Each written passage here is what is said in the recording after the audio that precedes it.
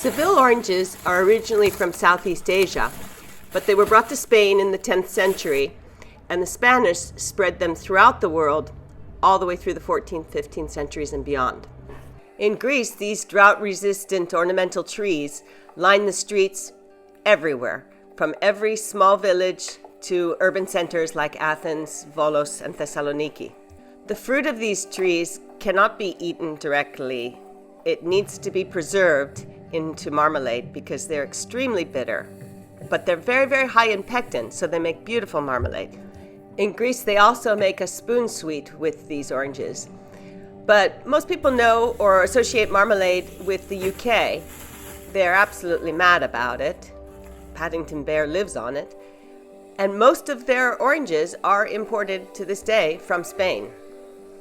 Despite the UK's obsession with bitter orange marmalade, the trees are not cultivated as such, and the fruit is only available during the winter months. For this year's marmalade, I went to the small village of Keratea and chose some streets that don't have much traffic so the fruit would be in good condition. I've only picked about half the fruit on this tree, and it's more than enough than what I need to make about 300 jars. This is the mother of all bitter orange trees. Mission accomplished. I have several bags, big bags, of very fresh, very free fruit. Stay tuned and you'll see what I do with it.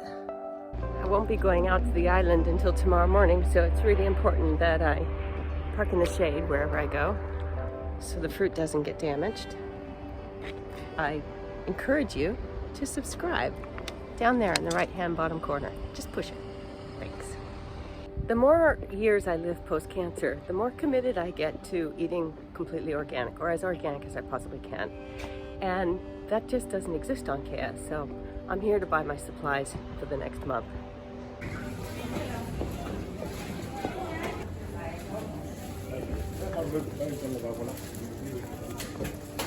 Παρακαλώ, πού έχει πάει τα βιολικά?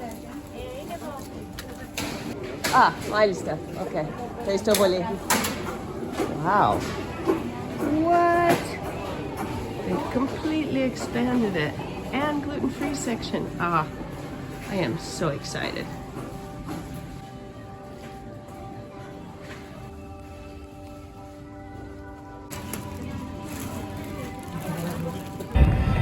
There's big news in Lavrio, something we all knew was going to happen for a long time, but we've been waiting at least 15 years. The train from central Athens is finally going to reach all the way to Lavrio, and here is where the station's going to be. Beautiful old olive trees have been planted just across the street from the entrance to the port of Lavrio. But now it's time to get back to Kea and get on with this marmalade making project.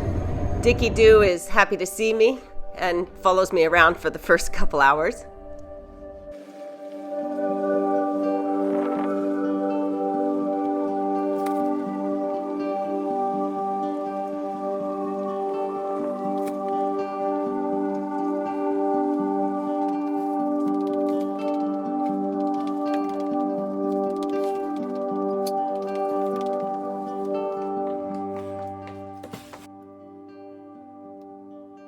I won't get to marmalade making for a couple days, so I've decided to store them here on this cold slab in my kitchen. I actually don't heat my house, or I haven't yet this winter. I like a cold house. It's about 16 degrees Celsius, and on this cement slab it should probably be even colder. So the fruit should be fine. As on all Greek islands, the water isn't really drinkable. It won't kill you, but it's pretty nasty. So the municipality provides us this super filtered ultraviolet light reverse osmosis water facility, which we need to fill up at regularly. It's really important to use very pure water when you're making marmalade. Here are all the jars washed and ready for sterilization. And this big bag of caps just arrived. It's marmalade making weekend. My goal is to make about 300 jars this year. There's some lemons, my slicer, and the buckets that the sliced pieces are going in, and of course my big jamming pans. Let's go step by step. The first thing you need to do is weigh your fruit out.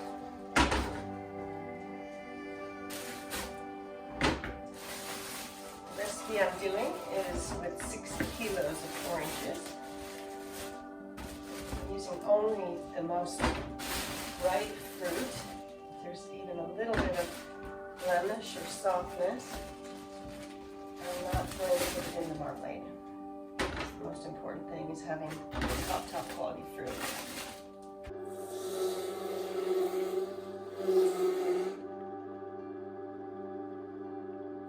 I have this really old school juicer from my days in Blue Velvet when we used to make frozen margaritas at the Mexican restaurant. It's pretty dangerous. There are no guards or anything, but it does the job. It's the seeds that provide the pectin, which allows the marmalade to set. So we collect all the seeds and put them in a muslin cloth, and those get put into the mixture with the marmalade. I also add lemons to my recipe, which gives it a more nuanced flavor. And then all of the peels, lemon and bitter orange, get sliced finely.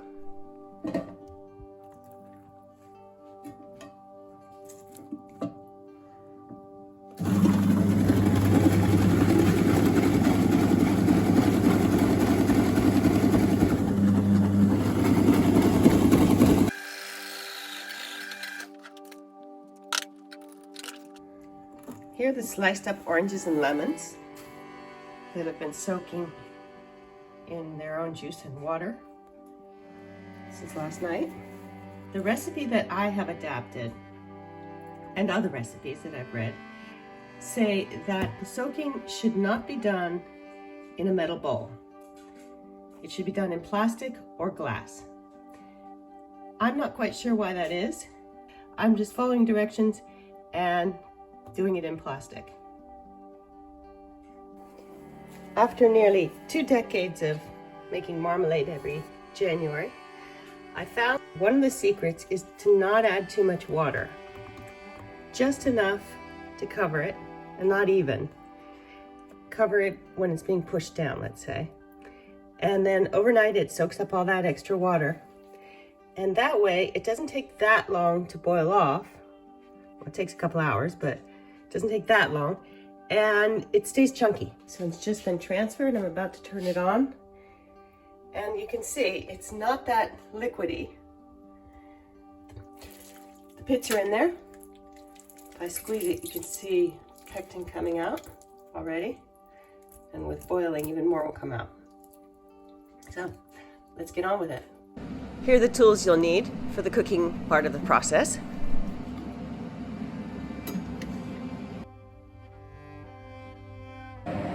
This is a 30-liter pan. It's sort of hard to gauge the scale since everything I have for this is so large. I put an elastic band or a piece of string around a spatula to measure the depth of the marmalade at the beginning so I know how much it's reduced, and that gives me a good idea of when I'm going to be ready to add sugar. As the mixture boils, seeds that you've missed rise to the top, and those need to be removed.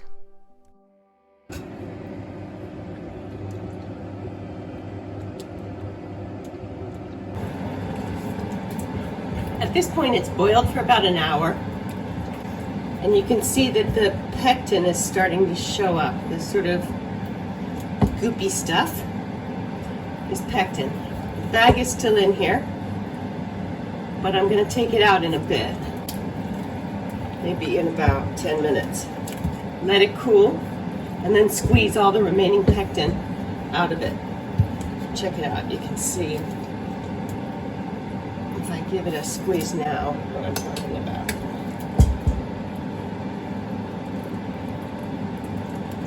Isn't that cool? Oh, that is full of pectin.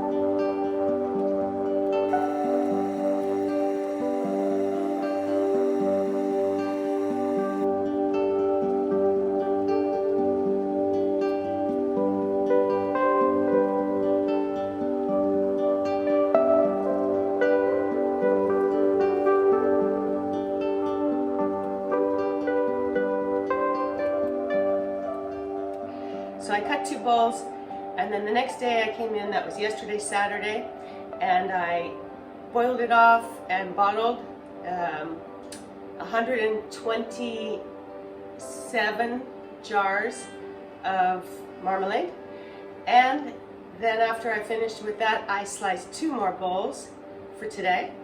So that's what I'm boiling off today, so that should be over 120 jars again. And I think that's it for this year. It's not a lot. Let's see, if I get a lot of pre-orders, then I'll come back in and do another round like I did this weekend. So you'd think it takes so many hours for this stuff to boil off, you'd think that I could go do something else, but it's not the case, because you always have to be scraping the bottom and making sure that it's not sticking, which is a pain in the neck, and that takes about 2 hours. So I think that's one of the most tiring parts about marmalading, is just the standing up in the same position. I find that a lot more tiring than when I'm moving around, even hauling rocks or something. Not only is CBD weed finally legal in Greece, it's actually available in our tiny little mini market here on Kea, which just cracks me up. Like everything else in Greece, we go from 0 to 100 with one jump. Making good marmalade is like anything else. Practice makes perfect. The longer you do it, the better you get. Now it's time to get the coriander ready by breaking it up in the little multi. You can do this with a pestle as well, but in the quantities I do, it's not really that practical. You don't want it to get powdery, but you want to definitely break the seeds up and release the oils and the aroma. I also measure out the Cointreau, so that's ready to go as well.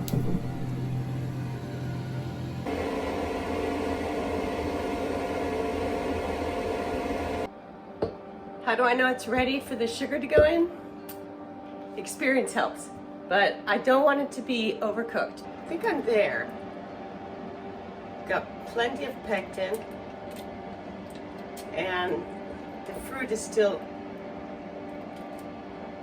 recognizable. I like that, because that turns into a nice chunky marmalade. About the time I'm ready to add the sugar, I start sterilizing the glasses in an oven. They need to be at about 200 degrees Celsius for at least 10 minutes. I use the 1 kilo packages of sugar rather than buying it in bulk now. I used to buy it in bulk, but I found that the 25 kilo sacks have a lot more impurities than this does. And you see it in the marmalade when it starts to boil, all this kind of gray, gunky foam comes up to the surface. It doesn't happen with smaller packages of sugar. It seems to be cleaner, pure.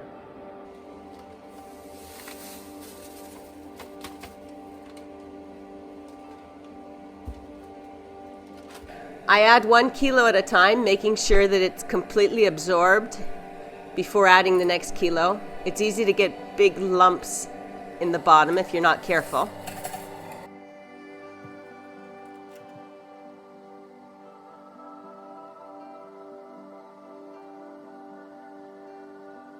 And throughout this entire process, it's all about making sure it's not sticking to the bottom.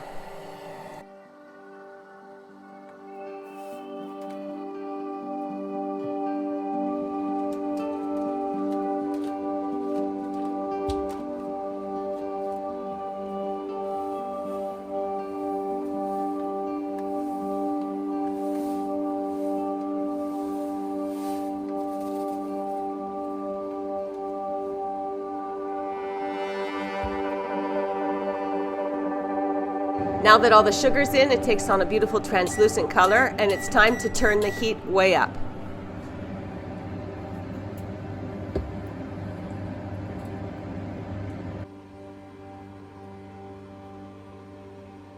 My marmalade thermometer is so old that the markings are really difficult to read, so I put a little elastic band on this one as well at the spot where it needs to reach before I'm finished. It's absolutely imperative that the marmalade reaches 105 degrees Celsius to get a proper set, and it takes quite a while. As the sugar boils off, it creates this foam that needs to be scraped off. There's not too much of it, as I said, with this sugar. And once it starts rolling around like this, I add the coriander. it gets to the setting point of 105 degrees Celsius, I usually only let it cook for another minute or two, although I see some recipes go for more than 10 minutes. I don't think this is necessary, and again, I don't want my fruit to get more cooked and bruised than it needs to be. Yesterday, during the first day of marmalade making, I ate at least 1 jar, maybe more, of the marmalade while I was making it. It's so good. And that's a lot of sugar for somebody who is virtually sugar-free. I understand it's a bit ironic that I'm making this sugary marmalade and I don't eat sugar myself, but then that's not true. So this brings me to the subject of moderation. As Aristotle said, everything in moderation, including moderation. So I'm not terribly orthodox about anything. I don't ban anything from my life 100%. I just try to take things moderately, especially the things that I know my system can't deal with so well. And sugar is one of those. So today I'm not touching the marmalade because I know if I have even 1 little spoon of it, it's all over. I'm just going to be eating it. It is so good. It is so good. I can't tell you, this is not your mother's marmalade. I just finished batch 3 of 4. It looks like it's going to rain outside, but honestly, I've lost all track of time and weather this weekend while doing this project. I gotta pop out and get 6 kilos of sugar. I'm short, and I'll be back in a bit. I'm taking a break between batches 3 and 4 to have a souvlaki on the beach next to my house.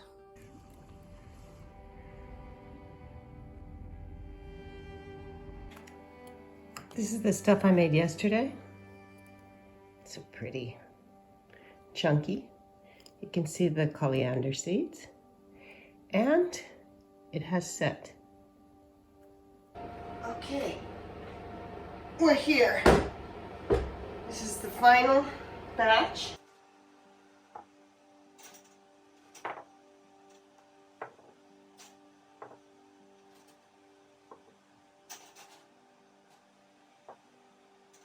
After the marmalade has sat for a couple minutes, this is the point where you pour the Cointreau in, mix it up really well. Because it's heated, the alcohol content burns off, so it's fine for children.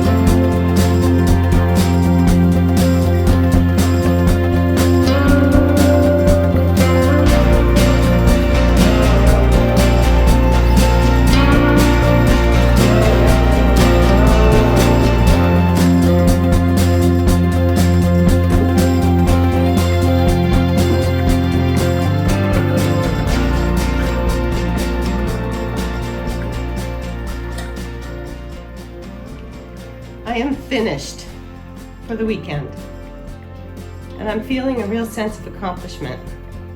This is just the last batch, and this is what I did the last couple days. I designed a new label for this year's marmalade, and I'm quite pleased with it. It's pretty liquidy when it's going into the jars, and for the first hours that it's in the jars, but you can see after a while it sets. This is the last batch, and that'll get even thicker by tomorrow morning, although I do try to make it sort of fluffy. So that's it for my marmalade adventure. Time to clean up the house. I hope you enjoyed the video. I'm trying to add a few unexpected twists in each one. Have a great week ahead. Down there in the right-hand bottom corner. Just push it.